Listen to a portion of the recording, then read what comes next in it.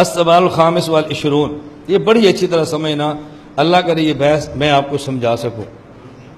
هل نسبتم في تعلیفکم الى بعض الاشاعرہ القول بامکان الكذب على تقدیرها فما المراد بذلك وهل عندكم نص على هذا المذهب من المعتمدین بین الامر لنا على وجہ۔ اب بات اچھی طرح سمجھو، 25واں سوال یہ ہے، کیا تم نے اپنی بعض کتابوں میں اشاعرہ کی طرف نسبت کرتے ہوئے یہ لکھا ہے کہ وہ اللہ تعالیٰ کے لیے امکان کذب کے قائل ہیں؟ اور اگر تم نے لکھا ہے کہ وہ امکان کذب باری کے قائل ہیں تو وہاں تمہاری مراد کیا ہے؟ اس پر تمہارے پاس دلیل ہے یا تم نے یہ بات کیسے کہہ دی ہے؟ سوال سمجھ آ گیا؟ جواب سمجھے۔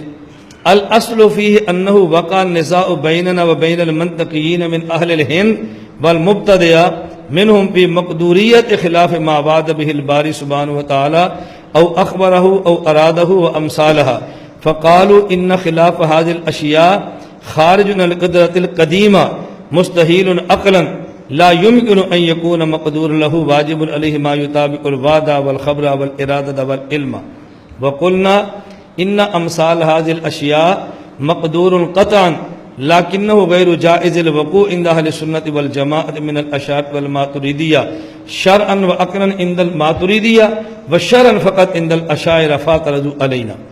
پہلے بات سمجھ لو، کہتے ہیں اصل ہمارے درمیان اختلاف کیا ہے، اور مبتدئین نے اس اختلاف کو غلط انداز میں نقل کیا ہے۔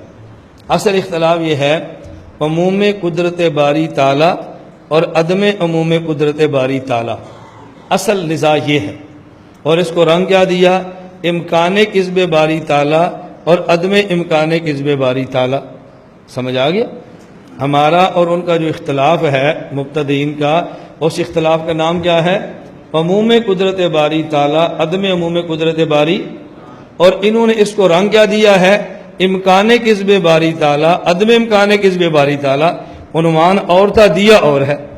اب عنوان بدلنے سے لوگوں کو گمراہ کرنا بہت آسان ہو جاتا ہے۔ ہمارا عنوان یہ تھا کہ اللہ تعالیٰ کی قدرت میں اتنی تعمیم ہے، اتنی تعمیم ہے، اتنی تعمیم ہے کہ اللہ تعالیٰ نے مومن کے ساتھ وعدہ کیا ہے جنت کا، لیکن اللہ چاہے تو اس کو جنت میں نہ بھیجے۔ اللہ کی قدرت میں اتنی تعمیم ہے، اتنی قدرت عام ہے، کافر کے ساتھ وعید ہے اس کو جہنم کی، اور اللہ چاہے تو جہنم میں داخل نہ کرے۔ اللہ تعالیٰ نے ایک بات فرمائی ہے کہ فلاں وقت ہوگی فلاں چیز، اللہ چاہے تو فلاں وقت فلاں چیز نہ کرے۔ جو اللہ نے خبر دی ہے، جو اللہ نے کسی کے ساتھ وعدہ کیا ہے، جس کی کسی کو وعید سنائی ہے، جس چیز کا ارادہ کیا ہے، اللہ اپنے ارادے کے خلاف پر کرنا چاہے تو کرنے پر قادر ہیں، اپنے وعدے کے خلاف کرنا چاہے تو کرنے پر قادر ہیں، اپنی جو خبر دی اس کے خلاف کرنا چاہے تو کرنے پر قادر ہیں۔ اور فرمایا مبتدئین کہتے ہیں کہ نہیں، اللہ تعالیٰ نے جو وعدہ دیا اس کے خلاف کرنے پر قادر ہی نہیں ہے۔ اور عنوان کیا دے دیا کہ اہل سنت کہتے ہیں اللہ جھوٹ بول سکتا ہے، اور ہم کہتے ہیں جھوٹ نہیں بول سکتا۔ عنوان تھا کیا اور دیا کون سا ہے؟ اب ظاہر ہے عموم قدرت باری کا عنوان بیان کریں تو لوگ ہماری طرف آ جائیں گے نا، اور جب امکان کذب کا عنوان دیں گے تو لوگ ادھر چلے جائیں گے۔ تو متنفر کرنے کے لیے عنوان یہ اختیار کیا ہے۔ میں اس کی سمجھانے کے لیے مثال دیتا ہوں۔ جیسے دیکھو، کوئی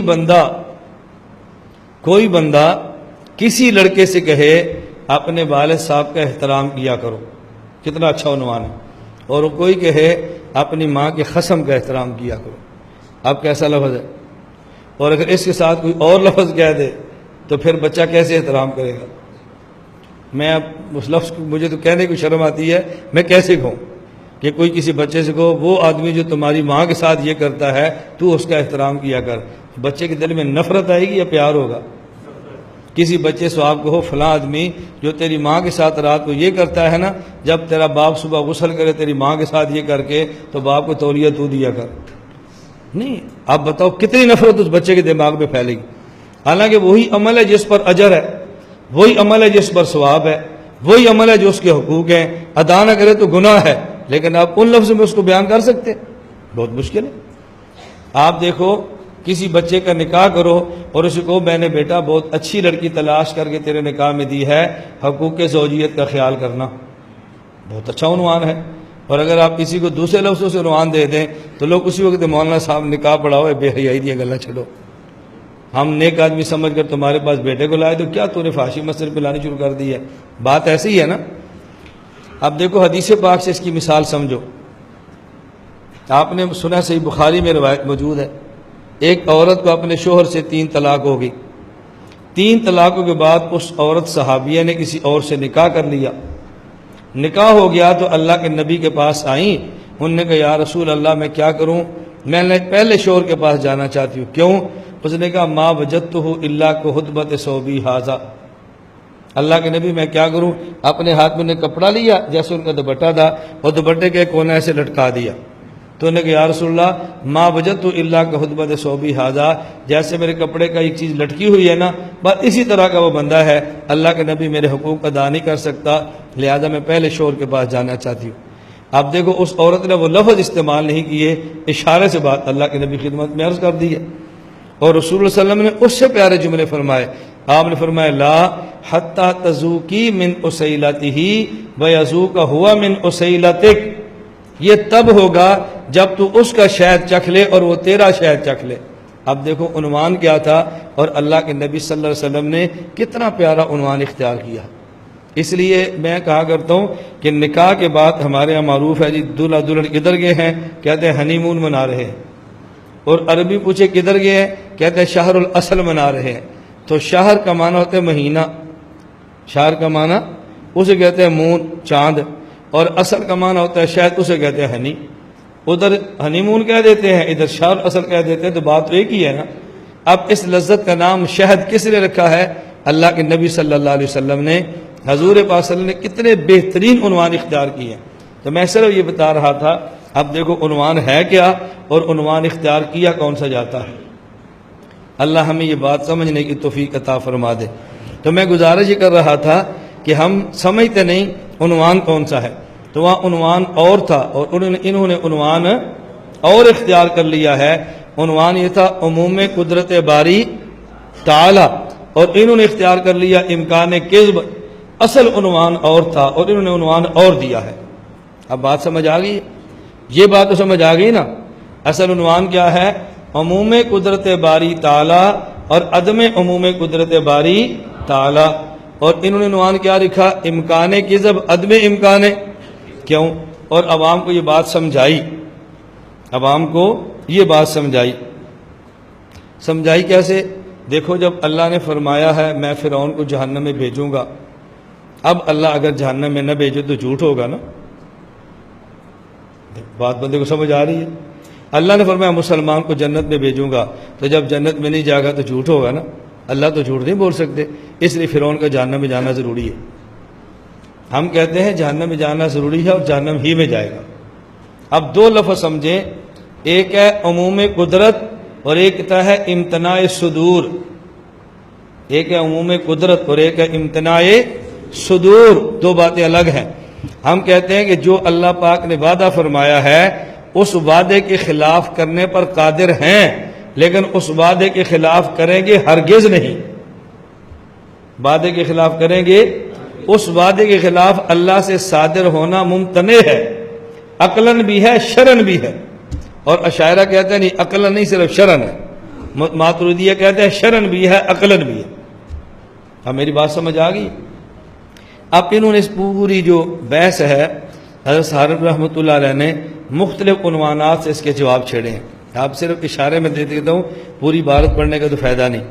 کہیں بات چھڑی ہے اما اسلافنا اہل سنت والجماع، اچھا، اور کبھی آگے چھڑی ہے فی شرع المقاصد علامہ تفتزانی، کبھی چھڑی ہے فی المسائر و شرع المسامرہ للمحقق علامہ محقق، کبھی اس کو آگے عنوان اختیار کیا ہے وفی طاہر الاصول صاحب فتح القدیر الامام ابن الحمام، اس طرح مختلف عنوانات دیے ہیں۔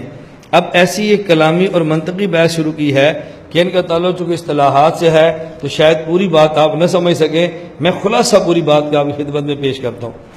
حضرت فرماتے ہیں کہ ان کا اور ہمارا اختلاف ایسا ہی ہے جیسے اشاعرہ، ماتریدیہ اور معتزلہ کا اختلاف ہے۔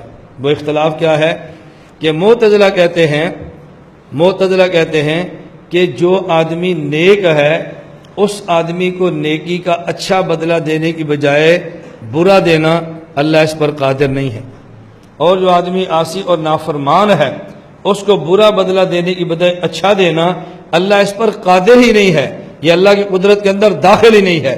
اگر برا ہوگا تو برا بدلہ دیں گے، اور اگر نیک ہوگا تو اس کو پھر نیکی کا بدلہ دیں گے۔ اور عنوان کیا رکھتے ہیں؟ کہتے ہیں ہم ہیں اہل العدل والتنزیہ، ہم کون ہیں؟ اہل عدل ہیں، جب نیک ہے تو اچھا بدلہ دیں، عدل کا تقاضا ہے، اور جب برا ہے تو برا بدلہ دیں، عقل کا تقاضا ہے۔ اور تم کہتے ہو نہیں نیک آدمی کو اللہ جہنم دے سکتے ہیں، تو نیک کو جہنم بھیجنا تو ظلم ہے، برے آدمی کو اللہ جنت میں بھیج سکتے ہیں، یہ خلاف عدل ہے۔ اس لیے کہتے ہیں ہم اہل عدل ہیں اور تم اہل ظلم ہو، ہم اہل عدل ہیں تم اہل جور ہو۔ اب بتاؤ عنوان بظاہر دیکھو تو کتنا پیارا ہے۔ اب وہ میں پھر کہتا ہوں آپ کو بات سمجھ آئی جو مولانا عبدالدیانی فرماتے تھے کہ ظاہر نصوص ساتھ فرقہ دیتی ہے، اس فتنے کا عوام میں مقابلہ کرنا بڑا مشکل ہوتا ہے۔ اب اس بات کو سمجھیں، معتزلہ کا موقف سمجھ آ گیا۔ معتزلہ کہتے ہیں اصابت العاصی و ثواب المطیع خارج عن القدرت القدیمہ، اللہ کی قدرت قدیمہ سے باہر ہے، اور اس کا نام وہ رکھتے ہیں عدل، اور کہتے ہیں اللہ پر عدل کرنا واجب ہے، اللہ کے ذمہ ہے کہ واجب کرے، ورنہ اس کے نقصانات بہت زیادہ ہوں گے۔ نقصانات کیا ہوں گے؟ آپ ان کے دلائل سنیں گے تو آپ کو تعجب ہوگا۔